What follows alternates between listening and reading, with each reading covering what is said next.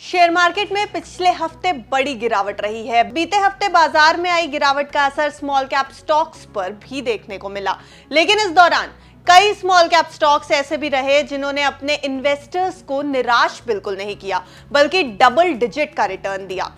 आज इस रिपोर्ट में ऐसे ही कुछ स्टॉक्स के बारे में हम बात करने जा रहे हैं। नमस्कार, मेरा नाम है अर्णिमा द्विवेदी और आप देख रहे हैं बिस्तक। मार्केट की इस गिरावट के पीछे वैल्यूएशन संबंधी चिंताएं, लोकसभा चुनाव में वोटिंग का कम प्रतिशत, एफआईआईज की सेलिंग, तेल की कीमतों में उछाल जैसे कई कारण बताए जा रहे हैं। इस दौरान बीएसई के मिड और स्मॉल कैप दोनों इंडेक्स में लगभग 4% की गिरावट भी आई, जिसका असर स्मॉल कैप स्टॉक्स पर भी रहा। लेकिन इस बीच कई स्मॉल कैप शेयर्स ने बढ़िया रिटर्न दिया। चलिए आपको बताते हैं उन स्टॉक्स के बारे में जिन्होंने निवेशकों को डबल डिजिट का रिटर्न दिया है। पिछले हफ्ते स्मॉल कैप स्टॉक्स में कारट्रेड टेक 24% रिटर्न देकर सबसे आगे रहा। इसके बाद 18.46% के रिटर्न के साथ रतन इंडिया पावर और 20.38% के रिटर्न के साथ जुपिटर वेगन्स ने बढ़त हासिल की। इस लिस्ट में आगे टीवीएस होल्डिंग्स, दीप इंडस्ट्रीज, सेंचुरी एनका और डोलट एग्रो टेक जैसी कुछ अन्य कंपनियां भी थीं जो कमजोर बाजार में अपनी पकड़ बनाए रखने में कामयाब रहीं और इन्होंने इन्वेस्टर्स को बढ़िया साप्ताहिक रिटर्न दिया।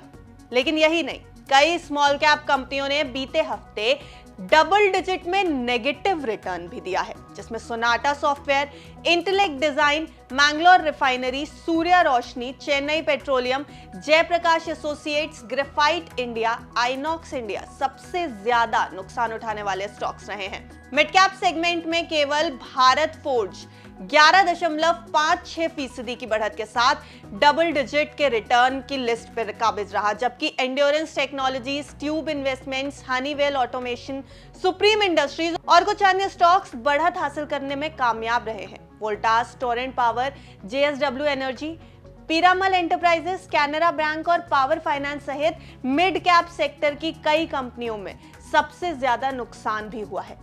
एफएमसीजी प्रमुख एचयूएल 6.3% के रिटर्न के साथ सेंसेक्स पैक में चार्ट में सबसे ऊपर रही। मार्केट की गिरावट के बीच लार्ज कैप भी बिकवाली से अछूते नहीं रहे, लेकिन Kotak Mahindra Bank, Tata Motors, Nestle India, Bharti Airtel और मारुति सुजुकी ने बीते हफ्ते अच्छी बढ़त दिखाई और निवेशकों का विश्वास अपनी तरफ एक बार फिर खींचा। एनालिस्ट कहते हैं कि चौथी तिमाही की कॉर्पोरेट डोमेस्टिक इनकम काफी हद तक उम्मीदों के मुताबिक रही है। इसके बावजूद ओवरऑल इनकम में कमी आई है।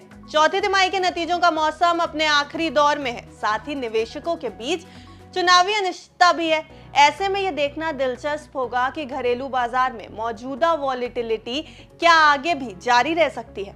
यह खबर सिर्फ और सिर्फ आपकी जानकारी के लिए है। अगर आपको किसी स्टॉक में निवेश करना है या किसी स्टॉक में अपने पैसे लगाने हैं तो अपने निवेश सलाहकार की राय एक बार जरूर ले लें और ऐसी इन्हें खबरों के लिए जुड़े रहें बिस्तक के साथ।